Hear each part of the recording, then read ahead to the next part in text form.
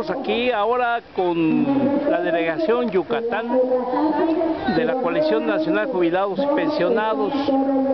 Nuevamente es un día más de ayuno rotativo de los jubilados y pensionados del ISSSTE.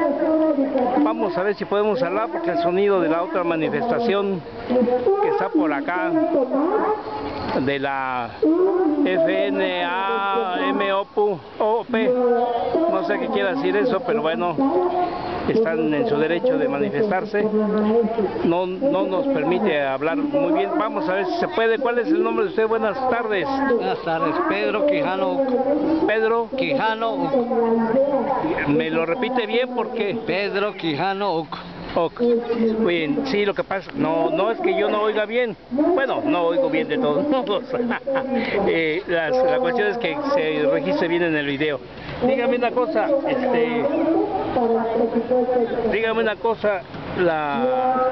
el motivo de que estén ustedes aquí es por el 0203, tengo entendido el concepto 0203. Así es, venimos por el concepto 02 y 03 que el ISSSTE nos adeuda desde el 2008 aproximadamente. ¿A cuántos en Yucatán?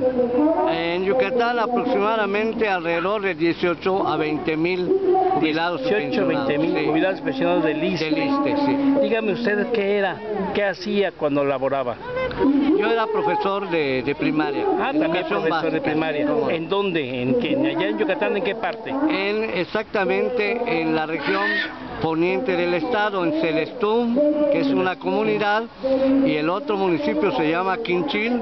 Sí. O sea, por toda esa área estuve laborando. Dígame, ¿cuánto tiempo elaboró? ¿Cuánto tiempo trabajó? Bueno, alrededor de 20, 25 años. 25. ¿Para jubilarse cuántos años se necesita de trabajar? ¿Cuántos años? De acuerdo a la norma, puede ser la pensión si se cumple 15 años de servicio. Sí. Y cotizar, o sea, lo que se llama por edad. Sí. 55 años de edad, cumplidos. 15 años de cotizar, tú ya tienes derecho. Sí. En ese caso es lo que en mí se aplica. Pero la norma general es de 30 años de servicio. Sí, sí, 30 años de servicio. Dígame, vamos a caminar un poquito para acá, porque los niños no nos dejan trabajar. Cuénteme, ¿cómo está el asunto? ¿Cuál fue el inicio? ¿Cómo fue el inicio de su trabajo como maestro? Mi trabajo, bueno, primero hacer las gestiones para tener acceso a la educación. Sí. Ya no has conseguido esto, pues te mandan a las comunidades. A mí en mi caso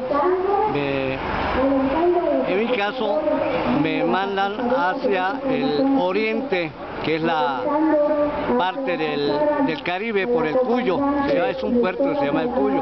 Ahí estuve laborando en un principio más de 5 años, sí. Trabajando con una escuela bildocente. Solamente éramos 2 maestros trabajando 3 grados cada uno de nosotros. Así permanecimos para hacer los 6 de primaria. Para hacer los 6 de primaria. ¿Sus grupos de cuántos alumnos eran?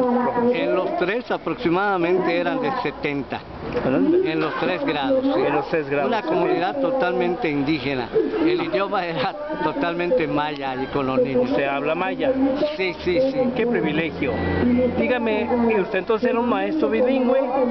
Pero no teníamos esa categoría. No tenía esa categoría. Ganábamos, digamos, relativamente bien porque nos consideraban como zona marginada, sí, precisamente por estar en una comunidad indígena. Sí. De manera que yo me acuerdo que a los inicios pues tenía un ingreso para mí importante, ¿no? Digamos, alrededor de 3,000 pesos, por decir algo, ¿no? ¿En aquel tiempo? En aquel tiempo. O sea, su primer sueldo fue 3,000 pesos al mes. Bueno, entre 2,100 hasta llegar más o menos a 3,000 pesos por esa compensación con eso. Que estábamos en la comunidad y no era muy grato estar viajando cada semana o cada quincena, entonces permanecíamos en las comunidades. En la comunidad. ¿Qué año fue eso? Eso fue aproximadamente en el 81, 82. 82. O sea, ¿usted vivía en dónde? La comunidad exactamente se llama Santa Rosa y anexas del municipio de Tizimín, Yucatán.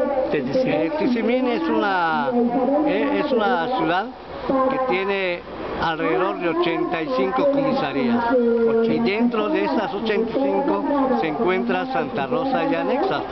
Hay que decir que nuestra labor, además de dar las clases, de hacer deportes o fomentar el deporte, por ejemplo en mi caso, un poco la guitarra, un poco el ajedrez, pero también nos dedicamos a acciones comunitarias.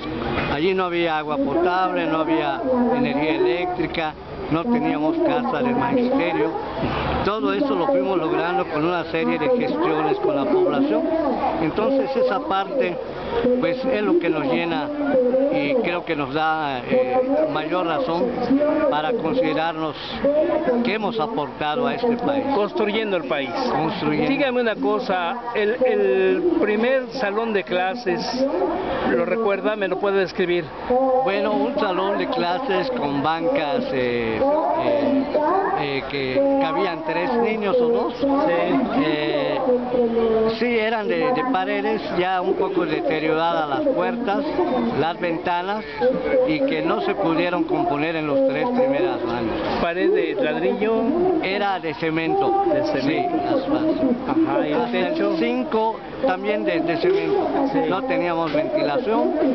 Afortunadamente por la cercanía del puerto, pues teníamos cierta ventilación natural, ¿no? Sí. Y muy cerca de esa comunidad, pues estaba, digamos, una especie de selva todavía, porque colinda con Quintana Roo. Sí.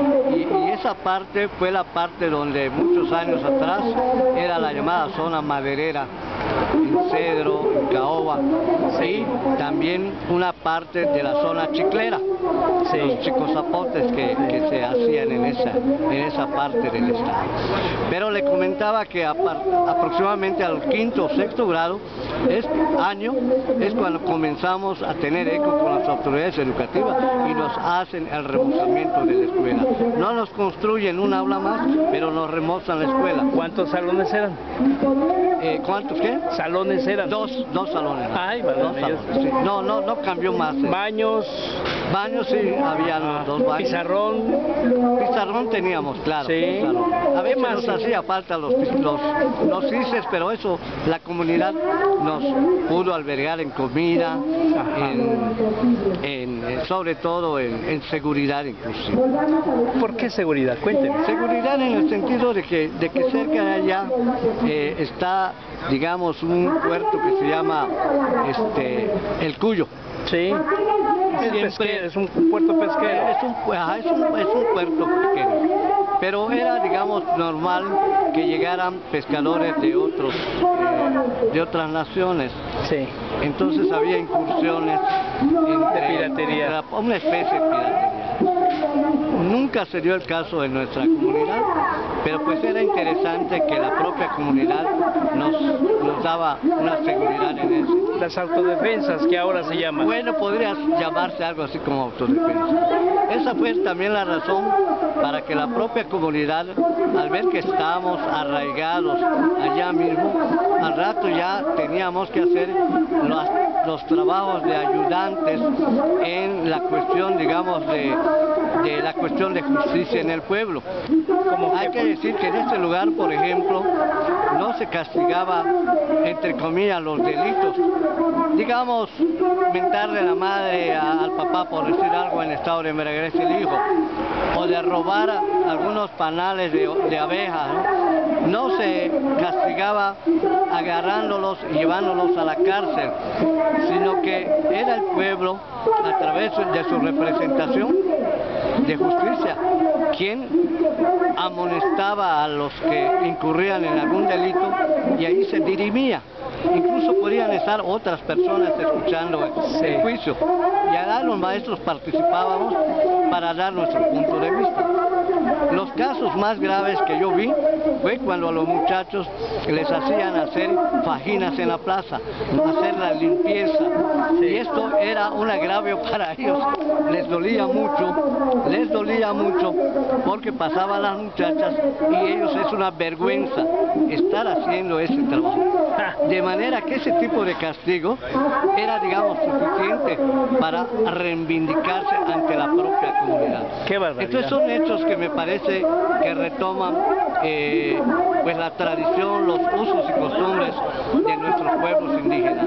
Mi estancia en ese lugar fue muy grata en ese sentido. Y en una forma, una manera de hacer justicia muy humana y muy avanzada, pueden pensar. Allá no iba la Procuraduría o los policías uniformados, no, sino la propia comunidad estaba, digamos, totalmente en condiciones de poder resolver problemas de esta naturaleza. Sí.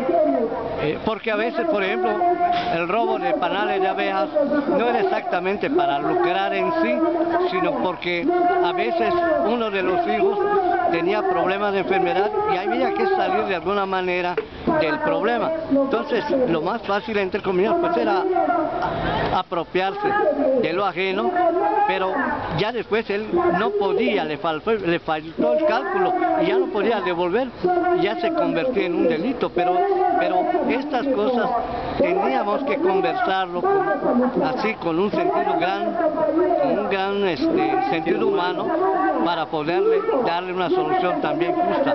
Y afortunadamente la mayor parte de los casos se resolvieron de manera digna en ese momento. Mire qué interesante. Todos mayas. ¿Cómo? Todos eran mayas. Sí. Yo la primera semana que llego, por no tener práctica en el lenguaje, porque pues yo ya resido en la ciudad de Mérida, yo también soy de una comunidad de Concal, Yucatán. ¿Cómo? Concal, Yucatán, que está cerca de Mérida, la capital. Es la ruta de Carrillo Puerto para Motul, allá es donde yo nací. Entonces yo llego a la comunidad y los niños, pues valiéndose de su capacidad de idioma, ellos empiezan a agredir en palabras, ¿no? De que no le hagamos caso al profesor, porque seguramente es como todos los más que vienen, ¿no? No hagamos caso al profesor. Pero como yo entendía eso, entonces ya cuando me tocaba yo le decía, lo que tú dijiste no es lo correcto, porque nosotros sí venimos a trabajar, aunque también hay maestros que a lo mejor no trabajaban aquí. ¿Y por qué no trabajaban? Entonces ellos me decían, porque el profesor solamente viene lunes en la tarde, empieza a trabajar martes, jueves en la tarde ya retira y se va a su casa. De manera que nosotros no tenemos profesor. Y eso que desafortunadamente ocurre todavía en el magisterio, desde luego no es la generalidad. Yo apuesto de que no es la generalidad. Entonces eso, por ejemplo, cambia con nosotros, yo y el otro maestro, y allí desde el lunes en la mañana ya estábamos trabajando, en la tarde nos dedicamos a otras actividades, incluso actividades de tipo agrícola para ayudar a la. Formamos ahí también, por ejemplo, una unión de ejidos. 12 ejidos pudimos organizarlos para que ellos puedan tener una figura jurídica y poder obtener recursos, programas que el Estado está obligado a darlo, pero como los trabajadores del campo no lo saben, pues no pueden gestionarlo. Esa fue en términos generales el trabajo que hemos desarrollado durante tantos años. ¿Durante cuántos años estuvo haciendo? Aproximadamente 22 años. 22 años. ¿Cuántos alumnos tuvo, maestro? En ese lugar aproximadamente como 70, la reitero. Pero en total, pues lo multiplicamos por 20. Así es, 2 por 7, 14.400 alumnos. Había casos en que en los grados de quinto a sexto grado teníamos grupos, yo llegué a tener grupos de 56 alumnos. 56 alumnos. Y no se podía dividir porque no había la manera de que haya otro maestro o otra aula. Entonces, yo en lo personal lo que hacía era a veces trabajar el turno normal en la mañana y a los que consideraba que tenían dificultades en la tarde, con apoyo de los padres, del propio director, yo hacía, digamos, un trabajo extra hasta las 3 de la tarde o de 3 a 5 de la tarde y entonces tratar de regularizar y emparejar a la comunidad estudiantil. Siempre hay maneras de cómo resolver el problema educativo en nuestro país. Siempre. Dígame, sí, claro. Dígame, me dice que la comunidad les ayudaba en la alimentación. ¿Qué comía, maestro? Bueno, frijoles, tortillas, allá se hace lo que le llaman los pimes, que es una masa y una tortilla muy gruesa que se hace de manteca, y solamente eso, ¿no? Pero muy sabroso, por cierto. Café, en la comunidad pues no teníamos carne siempre, pero afortunadamente los compañeros campesinos cazaban ahí porque es una zona casi selvática. Sí. Entonces no nos faltaba el armadillo, no nos faltaba incluso la carne de culebra, o no nos faltaba inclusive la carne de venado. ¿Y de chango no había? Sí había, y de chango también había.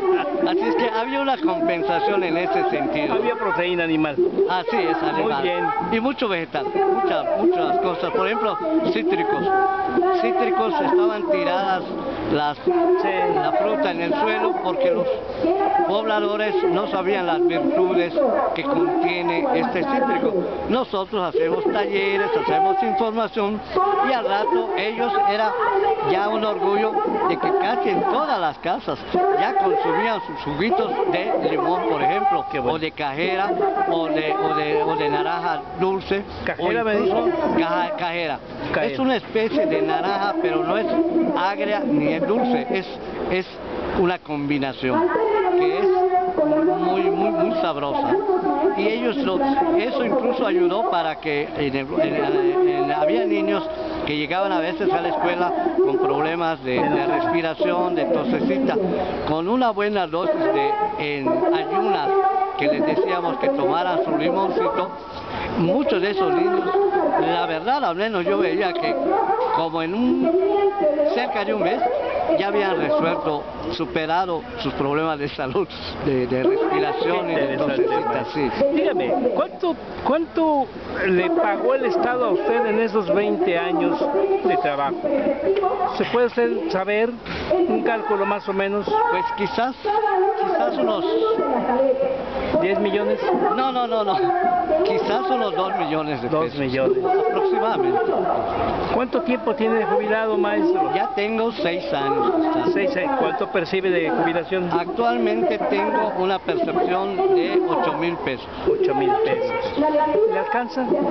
Naturalmente que no, porque en mi caso muy particular, en activo consigo una vivienda de Fobiste, y solo en el crédito hay un descuento de 3,353 pesos con 70 centavos al mes. Eso de por sí ya es una merma pues importante para mi caso. Entonces a veces hay que buscar algún otro tipo de labor para, digamos, entre comillas, completar. ¿no? Lo que significa el 0203, ayuda de despensa y de previsión social. Ajá. ¿Cuánto significa en pesos para usted mensualmente? Mensualmente, bueno, hasta ahora estamos percibiendo 100 y 120 en ambos conceptos. Tenemos entendido, gracias a la información de la coalición, que en algunos lugares este año ha accedido ya a 465 pesos. Sí. La verdad no he sacado la cuenta, pero pues es una cantidad que son casi 400 pesos al mes. 800 pesos al mes, entre 800 a 1,000 pesos mensuales sería la diferencia que tenemos al no gozar de esta cantidad. Sí. Más o menos 800 a 1,000 pesos. ¿Qué historia me cuenta? La verdad, muy estremecedora. ¿Los alumnos aprendían fácilmente? ¿Quiénes? ¿Los alumnos aprendían fácilmente? No. ¿Por qué? No aprendían fácilmente porque ellos en las distintas comunidades que pude laborar, la televisión ha sido un instrumento que desafortunadamente los padres mismos sin tener una conciencia, ¿no?, del todo correcta, ellos se lo proporcionan a los niños. ¿Por qué? Porque como el salario del papá no es suficiente, entonces la esposa tiene que trabajar, y para mantener, digamos, a los niños, entre comillas, atendidos, pues le achocan la televisión. Y esto deforma mucho, roba mucho y va creando, mermando las capacidades, sobre todo de reflexión, de creatividad, de memoria y de imaginación de nuestros alumnos.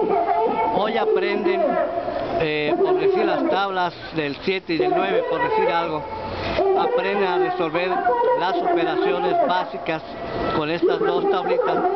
Sin embargo, al día siguiente, por decir algo, de 15, cuando menos 9, ya no pueden hacer la operación como lo hicieron el primer día.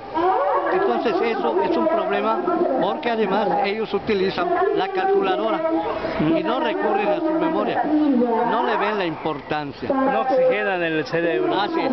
Entonces, algunos maestros, bueno, porque a lo mejor somos una generación un poco más atrás, yo recurría a las canciones, a los versos y de memoria, y eso me facilitaba mucho en un plazo medio para que al rato, particularmente en las tablas, ellos puedan, digamos, sumirse en esa dinámica de las tablas y aprenderlas, ¿no? Pero sí es un poco trabajoso. En las cuestiones, digamos, de la lengua nacional o del español actualmente, también hay dificultades. Uno, por su idiosincrasia indígena maya. De alguna manera se refleja este esquema estructural que tienen los niños, ¿no? Y claro, allí se hace un corte con relación a esta identidad nuestra, y se impone a través de los programas el modelo, digamos, del español occidental. Entonces yo creo que ese es un factor que debemos seguir analizando, que tiene que ver para la formación, en este caso, del lenguaje. Sí. Aparte de que algunos conceptos cambiaron, raíz, radical, fonemas, todo ese tipo de cosas que antes no se veía. Y yo digo que a pesar de que ha habido un salto en este sentido, pero también hay un rezago. Hay un rezago porque los niños, como ya dijimos, no tienen una visión o un panorama de la lengua española como nosotros lo tuvimos, donde hay los márgenes de los copulativos, los genitivos, los reflexivos. Eso, por ejemplo, de hecho, está borrado. Se recupera, porque he revisado un poquito el bachillerato a nivel universitario, medio, superior y superior, pero a nivel básico no, y me parece que los programas anteriores que contemplaban elementos de esa naturaleza eran precisamente lo básico. Yo recuerdo en los años 60, por ejemplo, que un bachiller de medicina era prácticamente un médico. Sí. Un bachiller de derecho era un abogado con doctorado. Sí. Y con una magnífica caligrafía, una magnífica forma de expresión, ¿no? Pero que esto actualmente, por eso decía en un principio que entre comillas ha habido un salto en el conocimiento, particularmente el lenguaje, pero que en otro sentido creo que es triste los resultados que se ven a este nivel. Sí, sí es triste, porque bueno, vemos ahora que pese a que hay maestros como usted que se esmeraron y que fueron más allá de su trabajo en la preparación y educación de los jóvenes, pues tenemos unas autoridades que parece que no pasaron por esa escuela o nunca tuvieron un maestro como usted, porque pues no tenemos una respuesta decorosa, decente, comprometida por parte de las autoridades, porque ya son varios días de ayuno, ya perdí la cuenta, y no hay una respuesta, a una demanda justa. Aquí en este país debería prevalecer, y se dice en el discurso oficial, que prevalece el Estado de Derecho. El Estado de Derecho significaría de que cuando tú gestionas con los mecanismos y el procedimiento correcto, inmediatamente el Estado te debe responder con la aplicación del derecho. Y en nuestro caso, cuando hemos recorrido ese proceso, no recibimos una aplicación de derecho, sino recibimos una negativa de ese derecho. Entonces, se ve precisado este país, en el caso nuestro jubilados, a tener que recurrir a acciones pues como esta, ¿no? Públicas, callejeras, para hacer oír nuestra voz de denuncia y de derecho, porque es un derecho que nos corresponde y vamos a continuar ejerciéndolo. Pues esperemos que tengan una buena respuesta.